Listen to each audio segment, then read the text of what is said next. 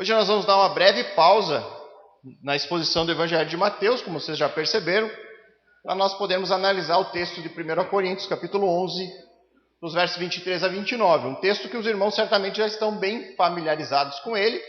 Afinal de contas, é o texto que nós lemos aqui na igreja em todo o culto de ceia. Então, nós temos tradicionalmente como o terceiro domingo de cada mês, onde a gente realiza a ceia do Senhor, e nós sempre lemos esse texto aqui durante essa celebração.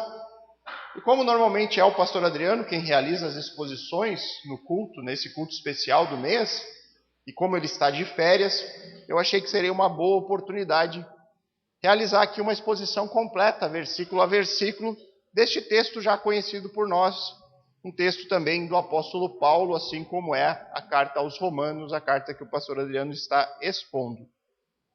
Então, se os irmãos já abriram o texto, já encontraram o texto aí nas suas Bíblias, eu convido vocês a prestar atenção na leitura dele, dos versos 23 até o verso 29 de 1 Coríntios, capítulo 11.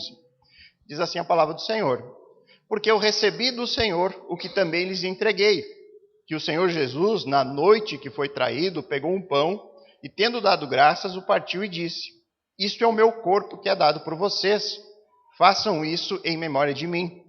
Do mesmo modo, depois da ceia, pegou também o cálice, dizendo: Este cálice é a nova aliança no meu sangue. Façam isso todas as vezes que o beberem em memória de mim. Porque todas as vezes que comerem este pão e beberem o cálice, vocês anunciam a morte do Senhor até que ele venha. Por isso, aquele que comer o pão ou beber o cálice do Senhor indignamente, será réu do corpo e do sangue do Senhor. Que cada um examine a si mesmo e assim coma do pão e beba do cálice. Pois quem come e bebe sem discernir o corpo, come e bebe juízo para si. Antes de nós analisarmos versículo a versículo desse texto, eu queria passar algumas informações introdutórias acerca desta primeira carta escrita pelo apóstolo Paulo à igreja de Corinto, lá pelo ano 55 aproximadamente. Essa foi uma igreja fundada pelo próprio apóstolo Paulo em uma das suas viagens missionárias. Pouco tempo depois de deixar a igreja, de dar as devidas instruções, de plantar essa igreja, o apóstolo recebeu informações preocupantes acerca do estado espiritual da igreja dos Coríntios. Eles estavam cheios de orgulho, era uma igreja que estava ali tolerando pecados, imoralidade sexual.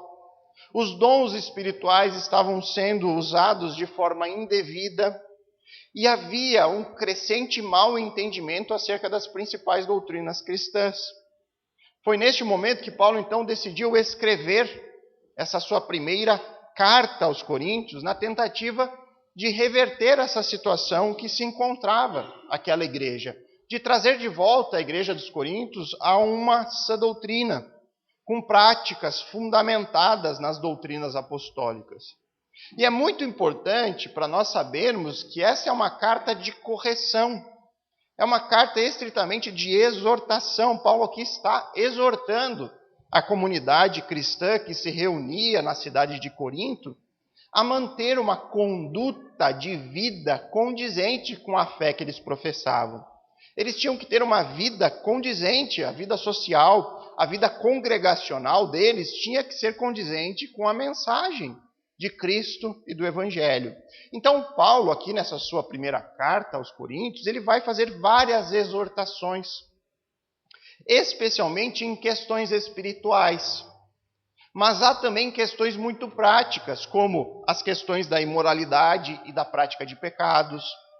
Há ali, nesta carta, orientações sobre como nós, como cristãos, os irmãos, devem se relacionar de maneira socialmente. Porque havia na igreja de Corinto irmãos processando outros irmãos, entrando com processos contra outros irmãos. Há também várias exortações sobre o uso correto dos dons espirituais ali na igreja.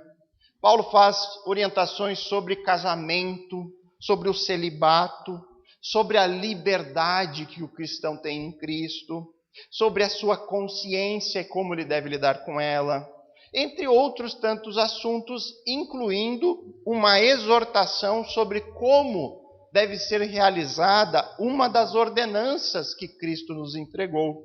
Como que os cristãos devem realizar e participar da ceia do Senhor.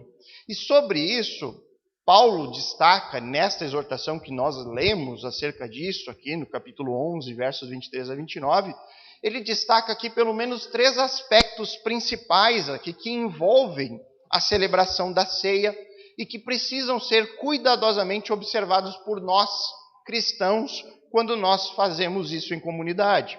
Nós encontramos aqui, com base no texto, 3 aspectos que nós vamos aqui observar juntos e aprender sobre eles e procurar manter isso de maneira saudável. São o aspecto da comunicação, da consciência e da comunhão. São 3 palavrinhas que iniciam com a letra C, justamente para que fique gravado na nossa mente, para que seja mais fácil a gente memorizar isso e que a gente não esqueça mais desses 3 aspectos importantes aqui dele. E nós vamos ver cada um de maneira detalhada a partir de agora. Então, o primeiro desses aspectos que há aqui na exortação de Paulo acerca da ceia é o aspecto da comunicação. Vejam os versos 23 a 26 novamente, o que diz o texto. Ele diz ali: porque eu recebi do Senhor o que também lhes entreguei, que o Senhor Jesus, na noite em que foi traído, pegou um pão, e tendo dado graças, o partiu e disse: isto é o meu corpo, que é dado por vocês. Façam isso em memória de mim. Do mesmo modo, depois da ceia, pegou também o cálice, dizendo: este cálice é a nova aliança no meu sangue. Façam isso todas as vezes que o beberem em memória de mim. Porque todas as vezes que comerem este pão e beberem o cálice, vocês anunciam a morte do Senhor até que ele venha. Então, essa pequena porção aqui da primeira carta de Paulo aos Coríntios, que nós estamos analisando, ela inicia no verso 23 com um porquê. Isso aqui é um termo de ligação. Paulo está ligando o que ele vai falar a partir de agora com algo que ele disse anteriormente. E é por isso que nós não podemos pegar o texto aqui de maneira isolada, tentar entender ele sem entender o que foi dito anteriormente, sem considerar o que Paulo falou antes disso. Nós temos que buscar o assunto que está sendo tratado dentro dessa porção maior. Este é o famoso encontrar o texto dentro do seu contexto, lidar com o texto dentro da porção mais ampla, do assunto mais amplo. Paulo ele está aqui fazendo uma exortação em relação à vida congregacional nada saudável que essa igreja praticava. Então veja comigo o que diz os versículos anteriores aí do texto. A partir do verso 17 deste mesmo capítulo. Nós temos que fazer essa leitura para entender o restante. Paulo diz ali: mas nisto que agora prescrevo, não posso elogiá-los, porque vocês se reúnem não para melhor, e sim para pior. Porque antes de tudo, estou informado de que quando se reúnem na igreja, existem divisões entre vocês. E eu, em parte, acredito que isso é verdade. E é até necessário que haja partidos entre você, para que também os aprovados se tornem conhecidos entre vocês. Quando, pois, se reúnem no mesmo lugar, não é a ceia do Senhor que vocês comem. Porque quando comem, cada um toma antecipadamente a sua própria ceia. E enquanto um fica com fome, o outro fica embriagado. Será que vocês não têm casa onde podem comer e beber? Ou menosprezam a igreja de Deus e envergonham os que nada têm? Que posso dizer a vocês? Devo elogiá-los?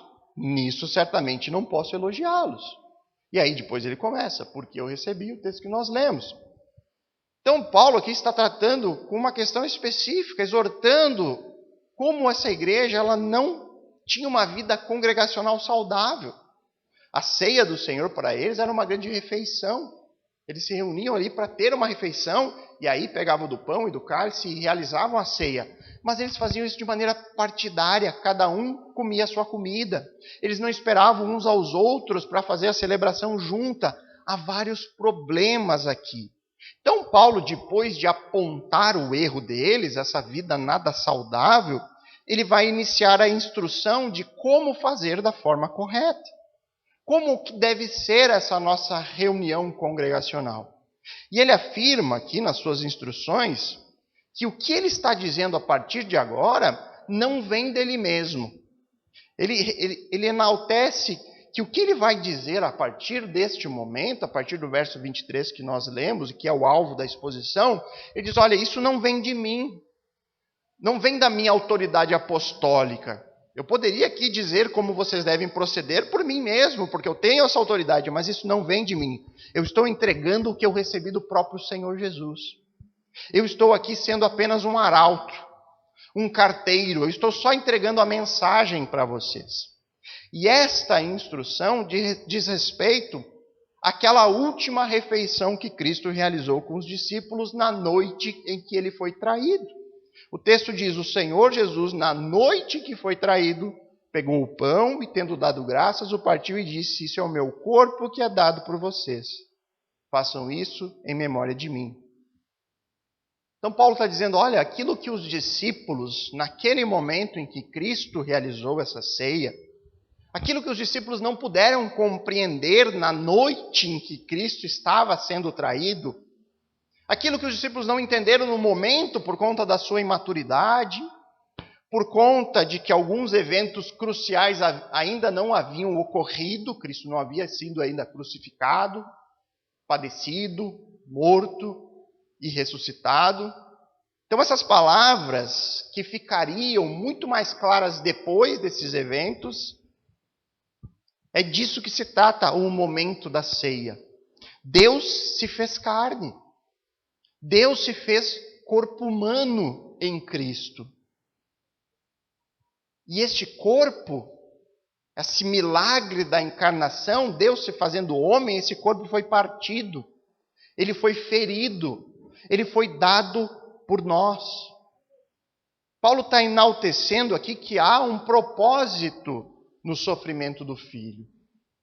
Um propósito relacionado aos próprios discípulos. O corpo de Jesus, ele é dado por vocês. Então, quando nós partimos o pão, quando nós dividimos em comunidade desse pão, quando nós recebemos esse elemento simbólico, nós estamos aqui evocando, nós estamos aqui recordando este grande milagre. O grande milagre da encarnação. Nós estamos relembrando acerca do sofrimento do Filho. E estamos dizendo, olha, o sofrimento não foi em vão.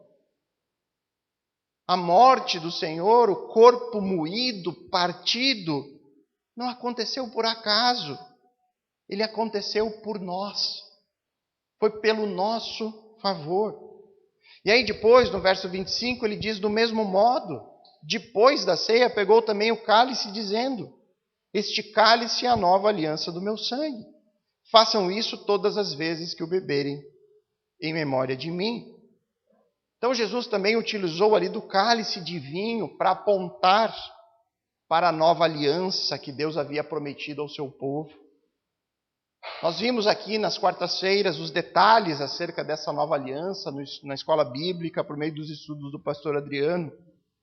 Mas nós encontramos esta promessa lá em Jeremias, capítulo 31, versos 31 a 34, que diz assim, eis aí vem dias, diz o Senhor, em que firmarei nova aliança com a casa de Israel e com a casa de Judá, não segundo a aliança que fiz com os seus pais, no dia em que os tomei pela mão, para os tirar da terra do Egito. Pois eles quebraram a minha aliança, apesar de eu ter sido seu esposo, diz o Senhor. Porque esta é a aliança que farei com a casa de Israel depois daqueles dias, diz o Senhor. Na mente lhes imprimirei as minhas leis. Também no seu coração as inscreverei. Eu serei o Deus deles e eles serão o meu povo. Não ensinará jamais cada um ao seu próximo, nem cada um ao seu irmão, dizendo, conheça o Senhor. Pois todos me conhecerão, desde o menor até o maior deles, diz o Senhor. Pois perdoarei as suas iniquidades e dos seus pecados jamais me lembrarei. A nova aliança, o ponto principal dessa nova aliança, trata de questões espirituais. Consiste em Deus providenciando uma forma de perdoar definitivamente o pecado do seu povo. Trata-se de uma renovação de mente e de coração. Jesus ele afirma na ceia com os seus discípulos de que isso, a nova aliança, foi providenciada por meio do seu sacrifício, por meio do seu sangue, por meio da sua morte violenta. Jesus está dizendo que o derramamento do seu sangue é o meio pelo qual Deus utilizou para estabelecer essa promessa que Deus havia entregue lá pelo profeta Jeremias, assim como também por Isaías. Nós cantamos Isaías 53:5, mas ele foi transpassado por causa das nossas transgressões e esmagado por conta das nossas iniquidades. O castigo que nos traz a paz estava sobre ele, e pelas suas feridas fomos sarados. E aí então, depois de tudo isso, o apóstolo vai apresentar a importância de obedecer à ordem de Jesus, essa ordenança, e fazer isso continuamente em comunidade. Ele diz no verso 26, porque todas as vezes que comerem este pão e beberem o cálice, vocês anunciam a morte do Senhor até que Ele venha.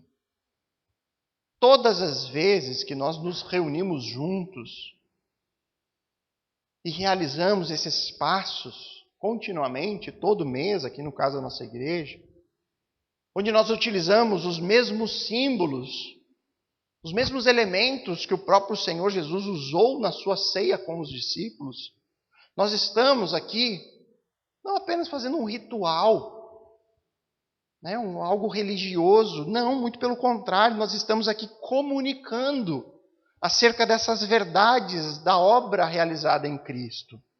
Nós estamos comunicando aquilo que Cristo fez por nós na cruz, o seu corpo ferido, o seu sangue vertido. E nós estamos aqui comunicando, em primeiro lugar, para o nosso próprio coração. Nós estamos recordando disso, relembrando. Por quê? Porque somos pecadores. Nós esquecemos as coisas muito facilmente. Nós temos uma tendência a caminhar para a religiosidade vazia, para meros rituais. Então nós temos que estar nos recordando das verdades. Olha, não é simplesmente participar de um momento onde nós comemos um pedaço de pão e tomamos um copinho ali com vinho ou com suco de uva, dependendo da tradição da igreja. Não, nós estamos aqui comunicando algo. Nós estamos expressando verdades profundas por meio de elementos extremamente simples. E nós estamos fazendo isso para nós mesmos, para o nosso próprio coração. E também para as pessoas que estão ao nosso redor, aquelas pessoas que estão conosco neste momento. Às vezes tem pessoas visitando a igreja pela primeira vez. E aí ela pode desejar, ao olhar isso, ao ver uma dramatização do que Cristo fez por nós, compreender de maneira mais profunda acerca dessas mesmas verdades. Então nós estamos aqui usando o pão, usando o cálice, para anunciar, para comunicar. Nós estamos anunciando o milagre da encarnação do Verbo. Deus se fez homem. A segunda pessoa da Trindade veio ao mundo como um homem perfeito. Mas esse homem padeceu, ele sofreu, ele teve o seu corpo partido. Mas isso não aconteceu por acaso. Ele não foi um mártir. Isso aconteceu porque era plano de Deus para o nosso próprio benefício. Nós estamos comunicando isso. Nós estamos comunicando verdades acerca da morte vicária de Jesus. A morte substitutiva. Na cruz, Jesus morreu por mim. O sangue derramado é o sangue que me purifica do pecado. É o sacrifício perfeito que cumpre com todas as demandas da lei.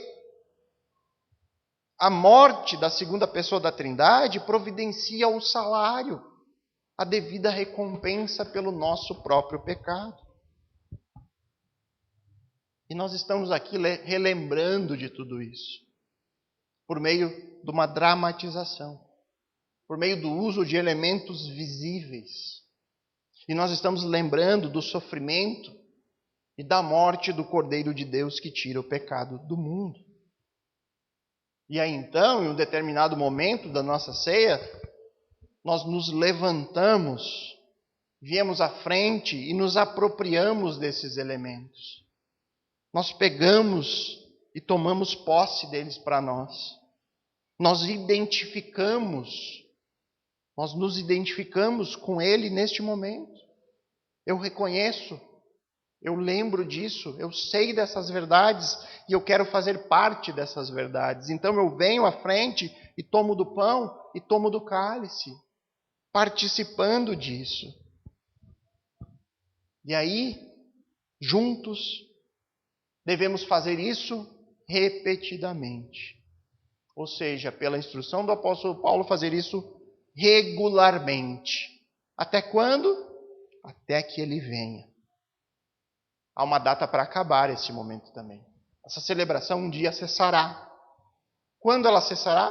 Quando Cristo voltar. E aí então não precisaremos mais fazer isso. Mas até lá, nós estamos neste momento também olhando para o futuro. Nós anunciamos verdades que ocorreram no passado, mas também anunciamos coisas que ocorrerão.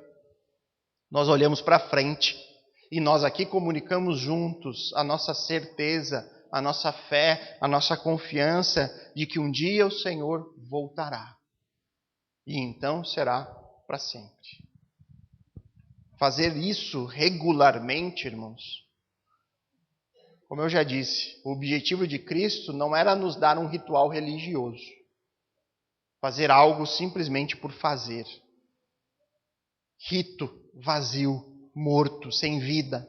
Não.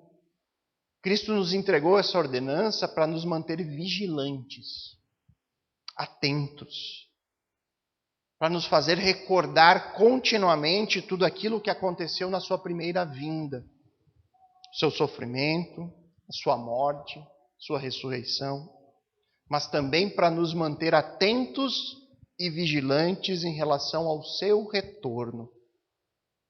Um dia ele virá.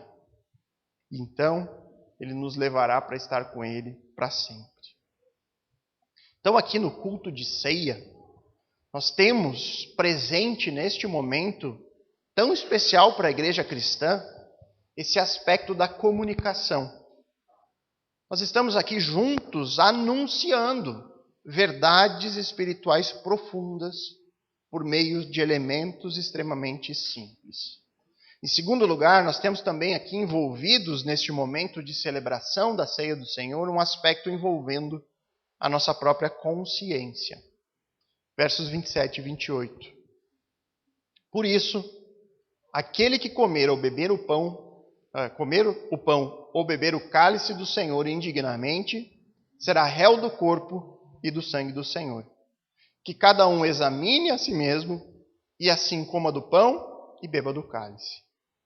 Segundo o que o texto nos diz, por isso, ou seja, por conta daquilo que essa celebração comunica, por conta de todo o significado envolvido aqui no comer do pão e beber do cálice, porque essa não é uma refeição apenas, este momento não é simplesmente alimentar o nosso corpo, por conta disso que ele já explicou, quem participar da ceia do Senhor de forma indigna se torna culpado, se torna réu do corpo e do sangue. E aqui se faz necessário um pouco mais de explicação para nós não cairmos em um erro de achar que de alguma forma nós somos dignos de participar do sangue e do corpo do Senhor. Em certo sentido, irmãos, todos nós sempre vamos nos colocar de maneira indigna diante da ceia do Senhor. Em certo sentido, ninguém é digno deste momento. Por quê? Porque ninguém é digno de receber justificação. Ninguém é digno ou merecedor de receber perdão, de receber acesso ao sangue da nova aliança. E isso precisa estar bem claro a nós. Porque não há um justo, não há ninguém digno, não há nenhum sequer.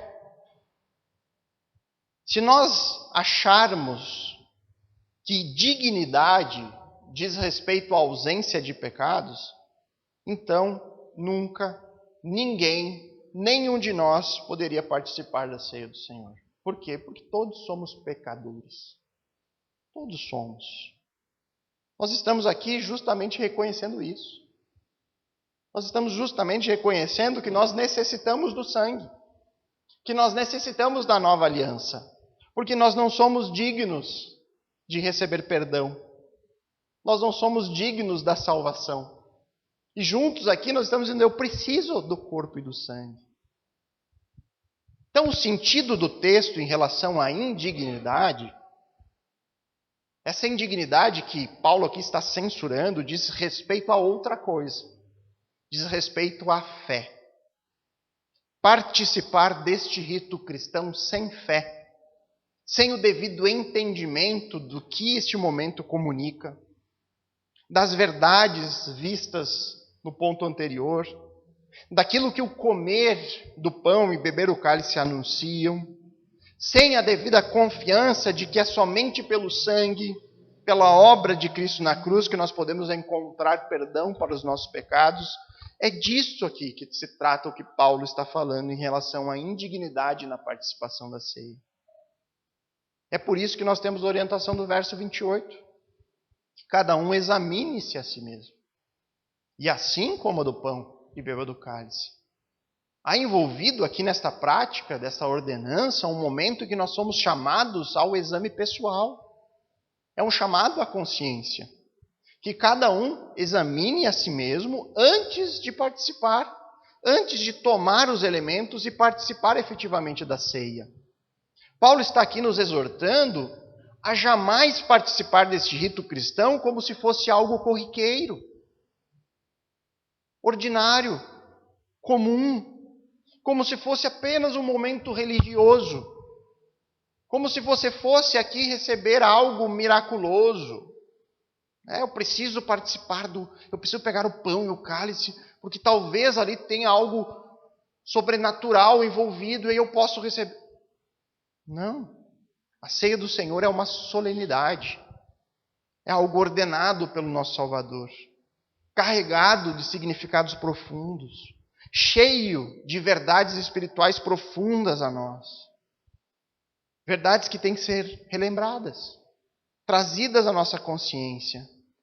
Então, antes de participarmos da ceia, nós devemos fazer um rigoroso autoexame com relação à nossa fé pessoal, ao nosso entendimento sobre aquilo que estamos fazendo aqui. O que significa para mim participar do pão e do cálice? Não fazer isso é participar de maneira indigna. Não considerar o que Cristo fez por mim.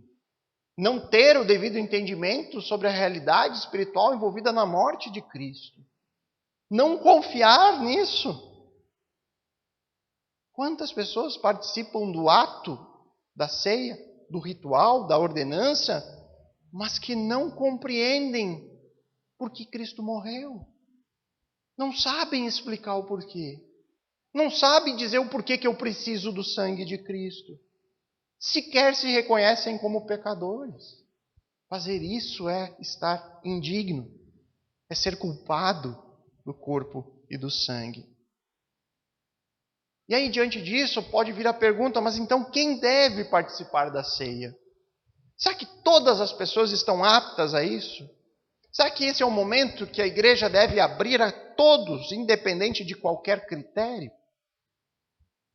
E nós temos que lembrar que Paulo está escrevendo aqui essa exortação para uma igreja. São cristãos. São orientações para uma igreja como a nossa. Irmãos que se reuniam numa cidade. Uma igreja cheia de problemas? Sim, certamente cheia de problemas. Como toda igreja tem os seus problemas. Mas era uma igreja que confessava a Cristo. Que afirmava crer nele como o único e suficiente Salvador. E então qual é o papel daqueles que lideram a igreja? Qual o papel do pastor que conduz esse momento? É um papel muito semelhante ao do próprio apóstolo Paulo aqui ao escrever as orientações. Os pastores precisam, primeiramente, conservar esta ordenança como um ritual vivo. O papel da liderança é fazer isso. Não deixar com que esse momento se torne um mero ritual morto, frio e vazio. É papel da liderança. Eles precisam demonstrar para a igreja a importância do momento. Que a gente não pode fazer de qualquer jeito. Que não é simplesmente vem, pega, vá para o seu lugar, coma e acabou. Terminamos, vamos embora. Não. Cheio de significados, é importante, é solene. Temos que nos lembrar das verdades, temos que martelar essas verdades continuamente, para que a gente jamais caia no ritualismo vazio. O pastor também precisa ensinar de forma correta, orientar as pessoas acerca de como a comunidade deve participar e fazer isso da forma mais clara possível. Explicar o texto, demonstrar, mostrar, expor, ensinar. Mas a decisão, queridos, de tomar parte dos elementos, segundo o texto, ela é sempre individual. O chamado é para os pastores ensinar, orientar, dizer aquilo que a palavra fala sobre isso. Mas aí então chega o momento em que cada um que está presente precisa examinar a si mesmo e então tomar a sua decisão. Os pastores orientam, mostram, explicam, mas cabe a cada um examinar a si mesmo diante das orientações e tomar a sua decisão. Então, dentro dessas orientações de cunho pastoral que precisam ser dadas, para que cada pessoa tenha condição de fazer esse exame, de forma bem prática aqui na igreja, nós orientamos sempre aqueles... Nós orientamos quem deve, né? A nossa sugestão, quem deve participar. E nós dizemos que quem deve participar da ceia devem ser aqueles que já confessaram a sua fé publicamente por meio do batismo e que hoje estão em perfeita comunhão com o corpo da igreja local. São condições bem fáceis de entender. E aqui eu vou explicar as duas coisas. A Bíblia, ela não atrela diretamente em um texto específico de que a participação na ceia, ela deve ser somente após o batismo. Você não encontra um texto que diga, não, ninguém deve participar da ceia se não for batizado. Não, mas é uma ordem lógica, simples de se entender. Nós temos duas ordenanças cristãs, duas ordens, dois ritos que nós cumprimos como comunidade, dois rituais que nós temos que manter até que Cristo volte. O primeiro rito, ele é realizado uma única vez. É o batismo. É aquele momento onde o crente anuncia publicamente a sua fé em Cristo. E ele ali se batiza como um símbolo da sua união pessoal, individual com Cristo. Ele está ali simbolizando a sua união com Cristo na sua morte e ressurreição. O batismo, ele também insere a pessoa no corpo da igreja local. Ela passa daquele momento a fazer parte da sua comunidade. E a segunda ordenança que nós encontramos na Bíblia é a ceia do Senhor, que deve ser realizada não uma única vez, mas continuamente, até que Cristo volte. E ela também tem um símbolo aqui da nossa união contínua, a nossa participação regular, perseverante naquelas verdades que Cristo fez por nós na cruz do Calvário. É um símbolo da nossa comunhão. Então, o batismo é um símbolo da nossa união ali com Cristo, confissão de fé pessoal, e a ceia, regularmente, ela também é um símbolo da nossa comunhão e perseverança no corpo de Cristo, na sua obra e também com a igreja local. Então, a sequência lógica é uma pessoa passar pelo batismo, onde ela é inserida na comunhão da igreja, e depois, continuamente, realizar a ceia junto com a sua congregação. Portanto, queridos, todo aquele que já é membro, todo crente batizado, ele deve fazer parte deste momento. A ceia é uma convocação. O texto diz, examine a si mesmo e tome do pão. Examine-se a si mesmo, traga de volta as verdades, relembre delas, e então coma do pão e beba do cálice. Há só uma exceção para a não participação de um membro da comunidade local neste momento, que é quando este membro encontra-se em um processo de disciplina, processo de disciplina eclesiástica, ou seja, existe algum membro que está na prática de algum pecado público conhecido e encontra-se sem arrependimento. Então ele está sendo disciplinado com o objetivo de restaurar, de que ele se arrependa e que retorne à comunhão. Irmãos em disciplina não devem participar deste momento. Inclusive aqui no próprio texto de 1 Coríntios, lá no capítulo 5, nós encontramos Paulo tratando acerca disso. Falando sobre a exclusão de um membro daquela igreja da comunhão com os demais. Se você voltar aí 1 Coríntios capítulo 5, você vai ver o que diz Paulo acerca disso nos versos 11 até 13. 1 Coríntios 5, 11 a 13. Ele diz ali: mas agora escrevo a vocês que não se associem com alguém que, dizendo-se irmão, for devasso, avarento, idólatra, maldizente, bêbado ou ladrão. Nem mesmo comam com alguém assim. Pois quem de direito haveria eu de julgar os de fora? Mas será que vocês não devem julgar os de dentro? Os de fora, Deus julgará. Expulsem o malfeitor do meio de vocês. A única regra de exceção é essa, né? Se o membro da igreja está em disciplina, na prática de um pecado, esse não deve participar. Do resto, todo crente batizado em comunhão com a igreja deve tomar parte na ceia. Então nós vimos até aqui que o culto de ceia, nós temos neste momento envolvido, em primeiro lugar, um aspecto de comunicação. Juntos nós aqui anunciamos verdades espirituais profundas por meio dos elementos do pão e do cálice, elementos extremamente simples. Em segundo lugar, nós temos também envolvido neste momento em que celebramos a ceia do Senhor juntos, um aspecto envolvendo a nossa própria consciência. Nós somos chamados a analisar a nós mesmos, a investigar acerca da nossa fé, acerca do nosso entendimento daquilo que nós estamos fazendo juntos.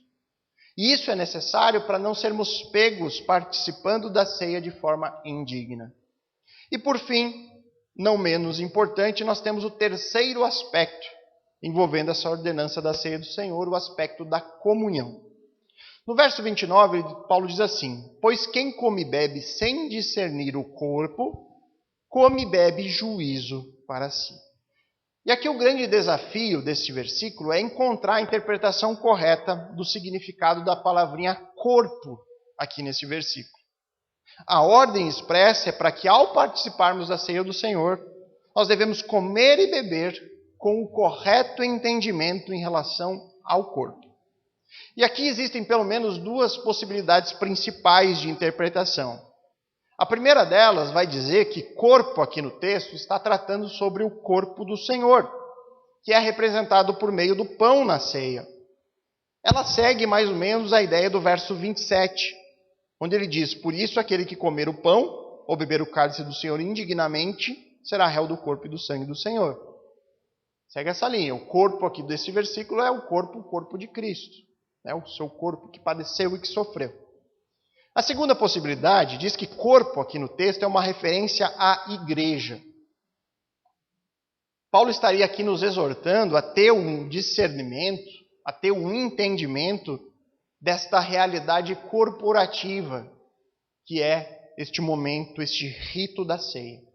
Do comer o pão, beber o cálice, isso precisa ser feito com discernimento, com entendimento acerca da comunhão com a igreja local, com o corpo, com a igreja, congregação. E aí, em defesa dessa posição, está o fato de que no verso 29, Paulo, ele diz ali apenas discernir o corpo. Ele não fala mais do sangue, diferente do que o verso 27 havia dito. Você também tem o contexto anterior, onde Paulo exorta justamente a igreja pela falta de comunhão. pela falta de amor comunitário. Depois, você também tem ainda no próximo capítulo, Paulo ele vai tratar acerca da unidade da igreja. E ele faz ali uma ilustração da comunidade cristã como um corpo. No capítulo 12 ali, você pular um pouquinho para frente, 1 Coríntios capítulo 12, versos 12 a 14. Ele diz ali, porque assim como o corpo é um e tem muitos membros, e todos os membros, mesmo sendo muitos, constituem um só corpo, assim também é com respeito a Cristo.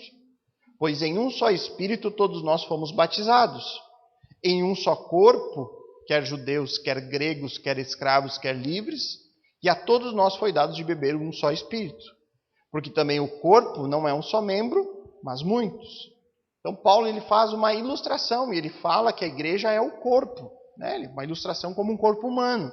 Há vários membros, mas todos fazem parte do mesmo corpo, né? Todos são importantes da mesma forma.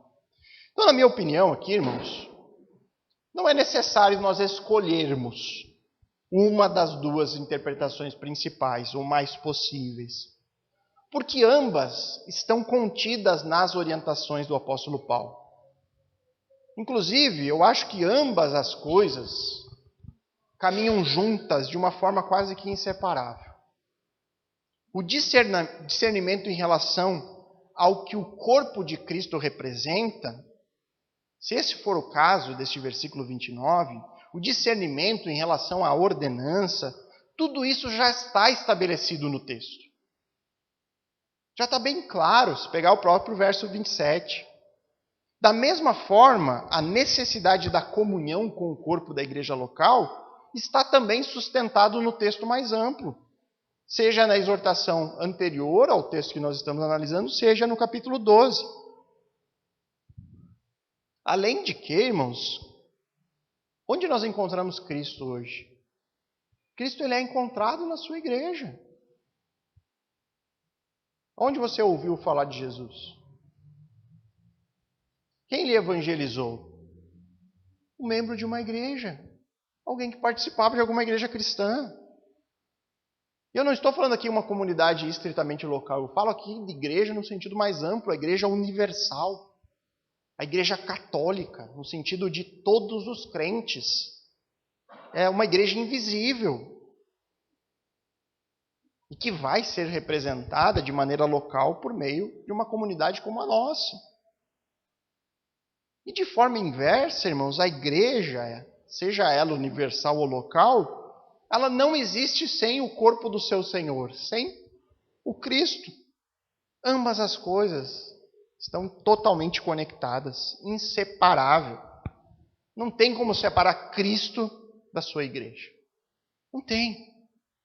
Por isso que, independentemente de qual foi o pensamento específico de Paulo ao escrever o verso 29, o que ele tinha em mente especificamente ao falar ali do corpo, ambas as coisas estão sustentadas pelo texto.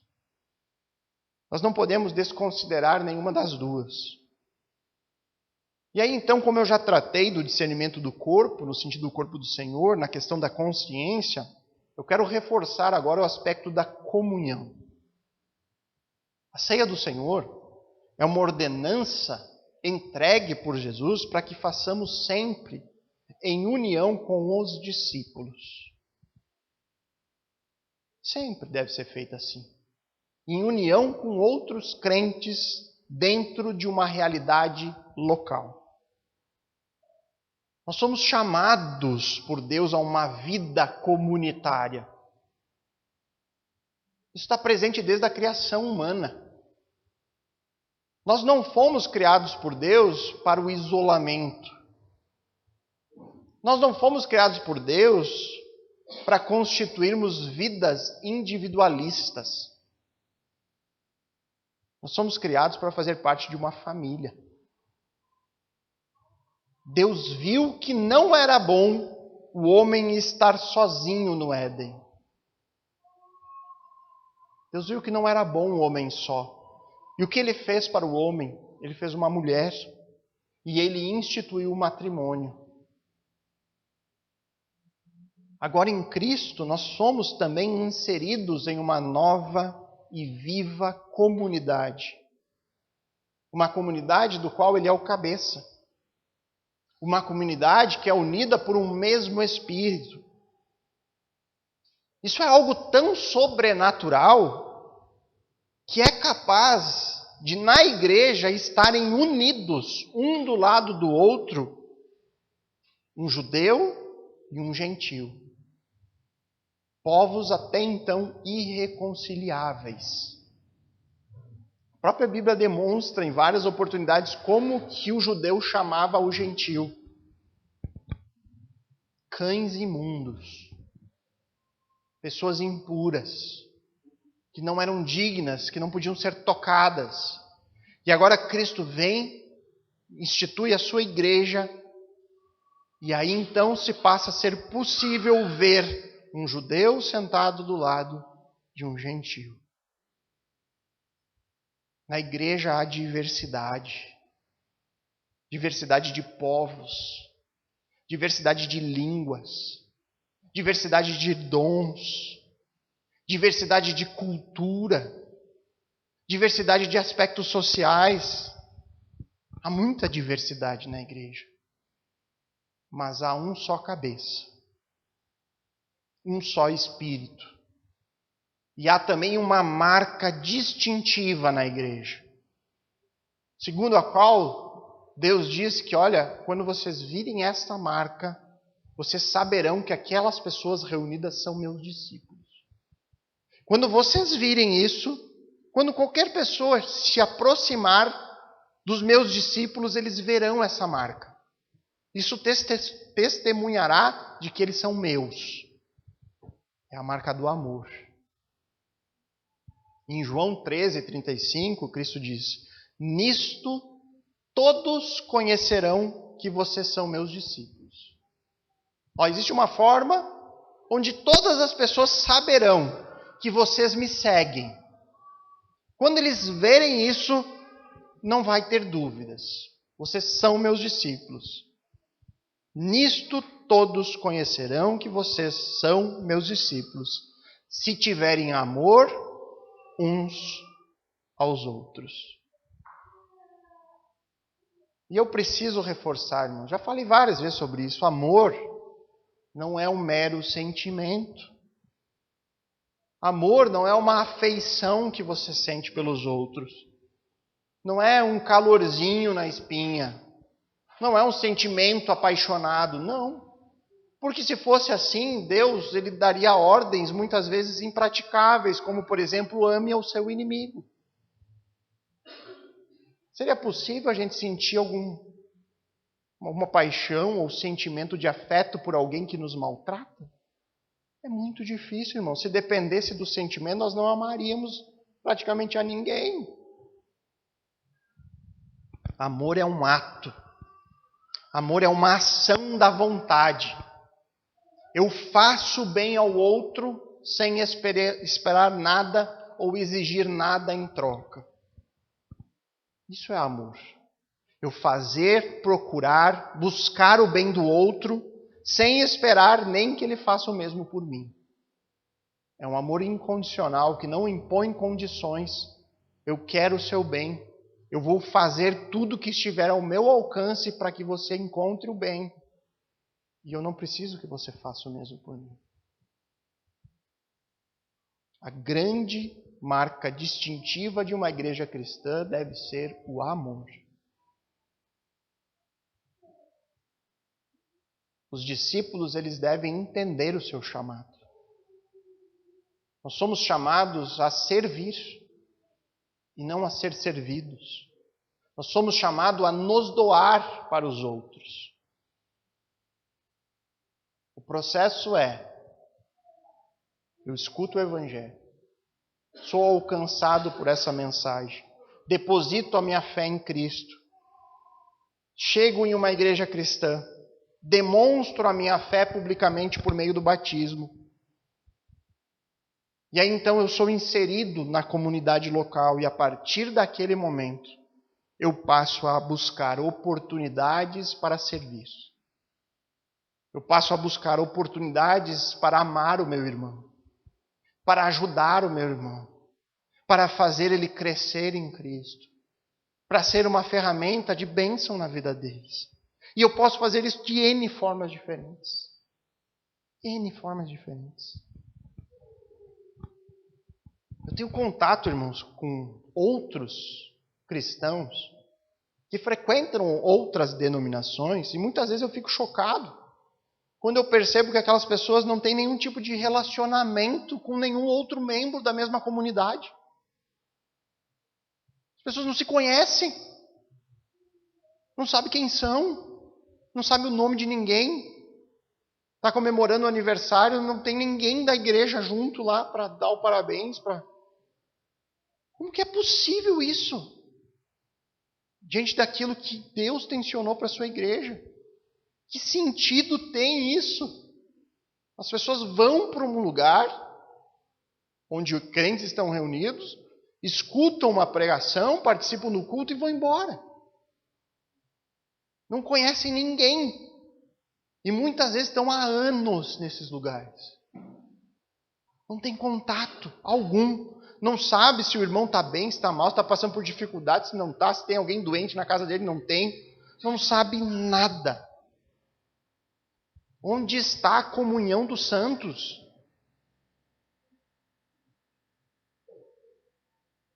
Nós temos que nutrir isso, irmãos. Aqui nós tentamos, irmãos, incentivar, encorajar, criar um ambiente de comunhão. Depois do culto de ceia, nós sempre temos um almoço aqui juntos. E por que nós promovemos um almoço depois da ceia?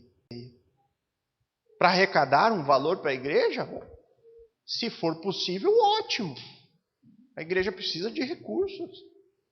Mas esse não é o intuito principal.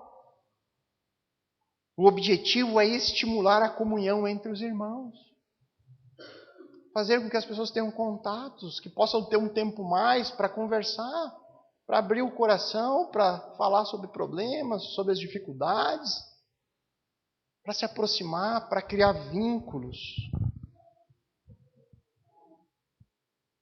Eu sei que há muitos irmãos que têm muita facilidade em relacionamentos.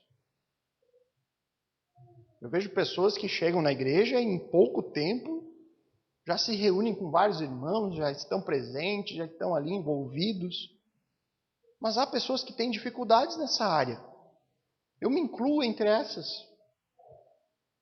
São mais introvertidas, né? Têm as suas lutas, têm dificuldades em se enturmar. E aí eu deixo um conselho para a igreja como um todo, no sentido de que, especialmente os membros mais antigos, eles têm que ter uma atenção especial para isso, tentar ajudar essas pessoas que têm dificuldade de entrosamento, que talvez fiquem mais isolados nos cantos. Mas eu também entrego um conselho àqueles que estão chegando e que têm, talvez, dificuldades na área do relacionamento. E o meu conselho é: não espere pelos outros.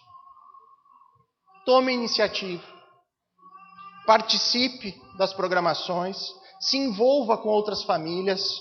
Convide as pessoas para fazer algo junto, para ter um tempo, para conversar. Enfim. Faça isso porque é o que Deus espera de nós.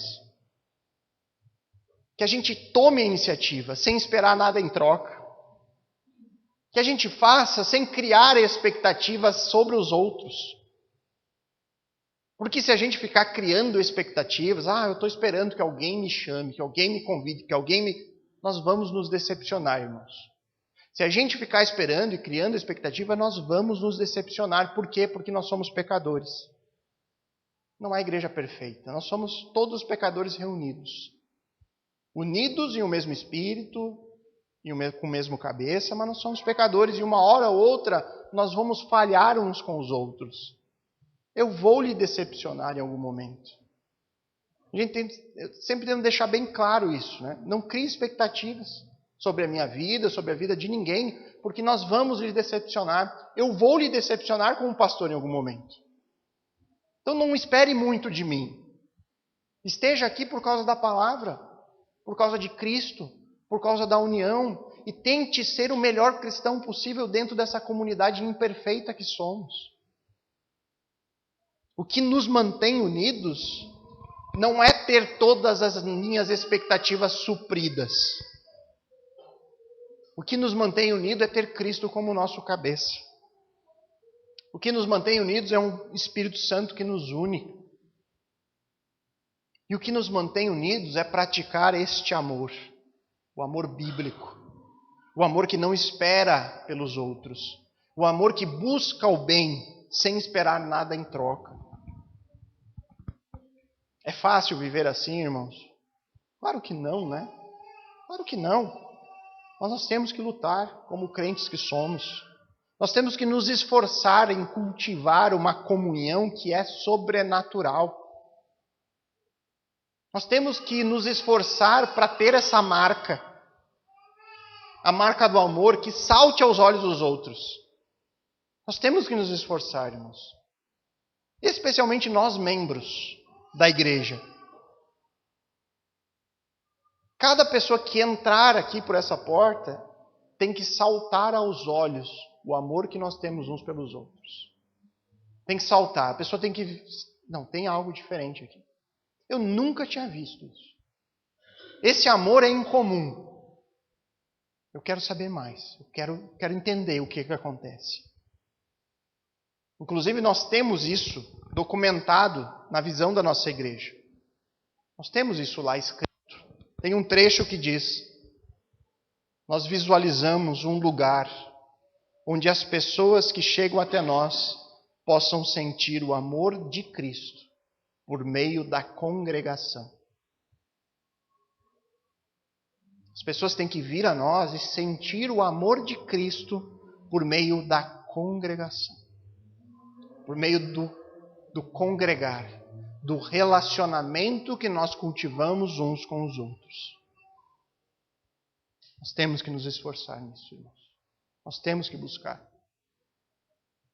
Então, queridos, de posse deste conhecimento bíblico que nós adquirimos por meio do texto de 1 Coríntios 11, 23 a 29, uma exortação sobre esta ordenança cristã, nós vamos agora juntos participar da ceia do Senhor. Lembrando dos 3 aspectos que estão envolvidos aqui neste rito. Em primeiro lugar, nós temos o aspecto da comunicação. Nós estamos aqui juntos anunciando verdades espirituais profundas, por meio de elementos extremamente simples. Em segundo lugar, há o aspecto da nossa própria consciência. Nós somos chamados, por meio do texto bíblico, a analisar a nós mesmos, a investigar sobre a nossa própria fé, sobre o nosso entendimento daquilo que estamos fazendo juntos. Isso é necessário para que não sejamos pegos participando da ceia indignamente. E por fim, nós temos o terceiro aspecto envolvendo a ordenança da ceia do Senhor, que é o aspecto da comunhão. Devemos fazer isso sempre juntos em comunidade, na congregação dos santos, um povo separado por Deus para refletir a sua luz e o seu amor neste mundo.